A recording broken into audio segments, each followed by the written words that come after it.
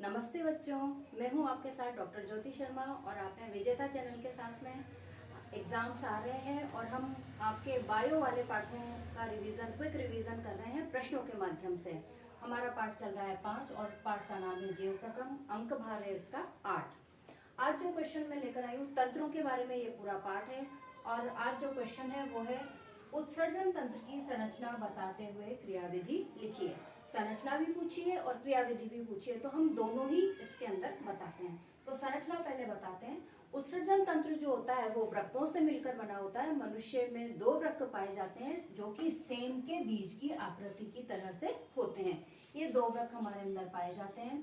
वृक्कों से ये जो अंदर धसा हुआ वाला जो भाग होता है वो हाइलस कहलाता है। और इसी हाइलस से 2 मूत्र नलिकाएं, दोनों वृक्कों से अलग अलग मूत्र नलिकाएं जो है वो निकलती हैं, जिनसे मूत्र बनकर इस थैलेनुमा संरचना मूत्राशय में इकट्ठा होता रहता है, जहां से मूत्र द्वार के द्वारा समय समय पर मूत्र को बाहर निकाल दिया जाता है। तो बच्चों ये तो थी संरचना।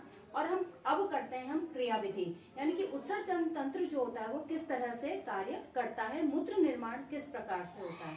तो मूत्र निर्माण के लिए बच्चों जो वृक्क होता है वो वृक्काणु, ये वृक्काणु का चित्र मैंने बनाया है। वृक्काणु जो होते हैं वो मूत्र निर्माण की या वृक्क की इकाई होते हैं। संरचनात्मक भी इकाई और क्रियात्मक भी इकाई वृक्काणु ही होते हैं। और इन वृक्काणुओं में ही मूत्र बनने की क्रिया जो होती है वो संपन्न होती है। वृक्काणु जो होते हैं हजारों लाखों वृक्काणु से मिलकर एक वृक्क बना होता है। ये एक वृक्काणु की संरचना है। इसमें ये जो कप समान संरचना है वो बोमेन संपुट कहलाती है। बोमेन संपुट में रक्त नलिकाओं का जो जाल होता है वो ग्लोमेरुलस कहलाता है। और इससे जो नलिका निकलती है, काफी लंबी नलिका निकलती है, और इस नलिका में से ये जो पार्ट निकला ही है इस बोमेन संपुट से वो समीपस्थ नलिका, और दूर वाली जो नलिका है वो दूरस्थ नलिका कहलाती है। दूरस्थ नलिका जाकर के एक संग्रह वाहिनी में खुलती है। इस संग्रह वाहिनी में ही एक ही संग्रह वाहिनी होती है, और इस संग्रह वाहिनी में ही सभी जितने भी सैकड़ों नेफ्रॉन्स यहाँ पर है, वृक्काणु है, वृक्काणु को नेफ्रॉन्स भी कहते हैं, तो जितने भी नेफ्रॉन्स हैं वो सब इसी संग्रह वाहिनी में खुलते हैं। बूंद बूंद करके मूत्र बनता है और सभी मूत्र को, सारे मूत्र को इस मूत्र नली में यहाँ पर छोड़ दिया जाता है, जहाँ से वो एकत्रित होता हुआ मूत्राशय में इकट्ठा होता है। ठीक है बच्चों, अब मूत्र बनता कैसे है ये देखते हैं। इसकी संरचना और क्रियाविधि अकेले क्वेश्चन के रूप में भी पूछी जा सकती है कि वृक्काणु की संरचना और क्रियाविधि बताइए। तो ये मैंने आपको संरचना बता दी है। क्रियाविधि अब हम देखते हैं। तो बोमेन संपुट में एक जो धमनी होती है इसे अभिवाही धमनी कहते हैं। ये जो धमनी है वो अशुद्ध रक्त को, जिसमें कि बहुत सारे उत्सर्जी पदार्थ शामिल हैं, उस अशुद्ध रक्त को लेकर ये जो अभिवाही धमनी है वो ग्लोमेरुलस में आती है। अभिवाही धमनी का जो व्यास होता है वो ज्यादा होता है, जबकि ये जो धमनी रक्त लेकर जाएगी इस धमनी का जो व्यास है वो काफी कम होता है।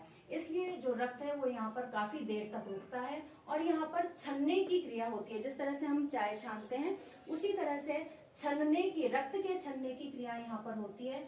और जो शुद्ध रक्त होता है वो तो इस अभिवाही धमनी में चला जाता है, और जो अशुद्ध पदार्थ, अशुद्ध यौगिक जो होते हैं वो यहाँ पर छनकर आ जाते हैं। यहाँ छनने के बाद में इस समीपस्थ नलिका में जो उस छने हुए भाग में, निस्यंद कहते हैं उस छने हुए भाग को, तो उस निस्यंद में जो भी हमारे शरीर में आवश्यक चीजें हैं अगर वो गलती से छन गई है, जैसे विटामिन हैं, लवण है, कई तरह के वर्णक होते हैं, तो वो जो गलती से छन गए हैं, कार्बोहाइड्रेट, ग्लूकोज वगैरह होता है, तो वो उसका पुनरावशोषण कर लिया जाता है, दोबारा से उसका अवशोषण कर लिया जाता है। पहले भी मैंने आपको एक वीडियो में कहा था कि हमारे शरीर की संरचना इस प्रकार की है कि उसमें कुछ भी आवश्यक जो भी हमारे लिए चीजें होती हैं वो जरा भी मात्रा में बाहर शरीर नहीं जाने देता, तो उसका पुनरावशोषण इस समीपस्थ नलिका में कर लिया जाता है। अब वो जो निस्यंद है वो आगे चलता है। दूरस्थ नलिका में जाते हुए कुछ और पदार्थ यदि रह गए हैं तो उनका पुनरावशोषण होता है, और साथ ही कुछ पदार्थों को जिन्हें शरीर को त्यागना होता है, जैसे कि हम दवाइयां खाते हैं तो कुछ वर्णकों को शरीर से बाहर निकालना होता है। इसी वजह से आपने देखा होगा कि जब आप दवाइयां खा रहे हैं तो मूत्र का रंग पीला हो जाता है। तो कई वर्णकों को, लवणों को, किसी और चीज को, अतिरिक्त पानी को जो बाहर छोड़ना होता है, स्रावित करना होता है, वो दूरस्थ नलिका के द्वारा किया जाता है।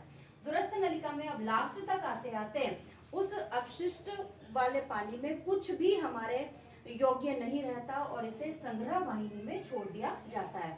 संग्रह सारी की सारी जो नेफ्रॉन्स हैं वो संग्रह वाहिनी में ही खुलते हैं और इस संग्रह वाहिनी जो है, ये संग्रह वाहिनी यहाँ पर हाइलस में मूत्र नली में खुलती है और मूत्राशय में इस मूत्र को इकट्ठा किया जाता है। तो इस प्रकार से नेफ्रॉन द्वारा या व्रकाणु के द्वारा मूत्र निर्माण की जो क्रियाविधि है वो पूर्ण होती है बच्चों। ठीक है, अगले क्वेश्चन पर आते हैं। डायलिसिस किसे कहते हैं?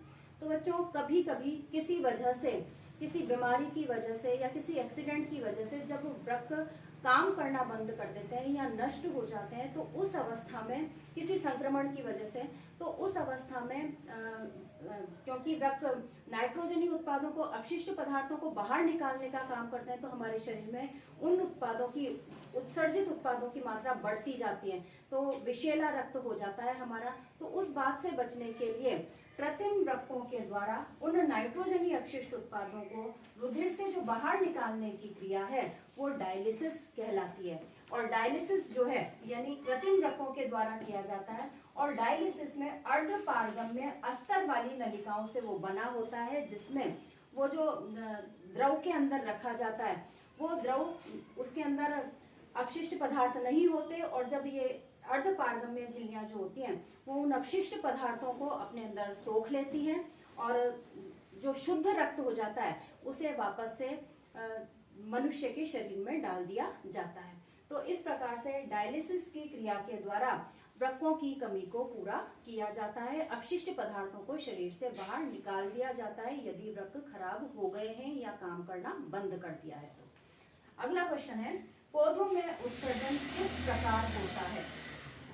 तो पौधों में उत्सर्जन के लिए पौधों ने बहुत सारे तरीके अपना रखे हैं बच्चों, जैसे श्वसन द्वारा। श्वसन में जो कार्बन डाइऑक्साइड बनेगी वो रंध्रों के द्वारा बाहर निकाल दी जाती है। पत्तियों में पीछे की तरफ रंध्र पाए जाते हैं जैसा कि आपको पता ही है, और उन पत्तियों के माध्यम से ही, रंध्रों के माध्यम से ही कार्बन डाइऑक्साइड को बाहर निकाल दिया जाता है। जो अतिरिक्त जल होता है जो पौधे सोख लेते हैं उसे वाष्पोत्सर्जन के माध्यम से बाहर निकाला जाता है। पुरानी पीली पत्तियां जो कि गिरती हैं लास्ट में, उन पीली पत्तियों में या उन पुरानी पत्तियों में पौधे जो होते हैं वो अपने अपशिष्ट पदार्थों को धीरे धीरे इकट्ठा करते रहते हैं। जब उनका रंग पीला पड़ जाता है, उनमें प्रकाश संश्लेषण होना बंद हो जाता है और अपशिष्ट की मात्रा बढ़ जाती है, तो उन पीली पत्तियों को पौधे से बाहर झटक दिया जाता है या वो गिर जाती हैं।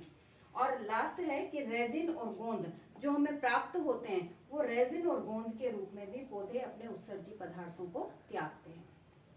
अगला क्वेश्चन, मूत्र बनने की मात्रा का नियमन किस प्रकार होता है? तो बच्चों यदि हम ज्यादा पानी पिएंगे तो मूत्र निर्माण ज्यादा होगा। इसी प्रकार से यदि कभी आप लोग चाय ज्यादा पी लेते हैं, 2-4 चाय हो जाती है दिन भर में, या अल्कोहल लेने वाले लोगों के शरीर में, तो ऐसे जो होता है तो उनमें मूत्र बनने की जो मात्रा होती है वो ज्यादा हो जाती है। हम 4-5 लीटर पानी पीते हैं और लगभग 1-2 लीटर के लगभग मूत्र के रूप में हम अतिरिक्त पानी को शरीर से बाहर निकाल देते हैं। तो इस प्रकार बच्चों ये थे उत्सर्जन तंत्र से संबंधित प्रश्न, और मैं आशा करती हूँ कि आप इस उत्सर्जन तंत्र से संबंधित सभी प्रश्नों को सही कर आएंगे। लगभग यही क्वेश्चंस होते हैं जो बोर्ड के पेपर्स में आपसे पूछे जाते हैं। बोर्ड के एग्जाम्स के लिए आपको शुभकामनाएं। धन्यवाद।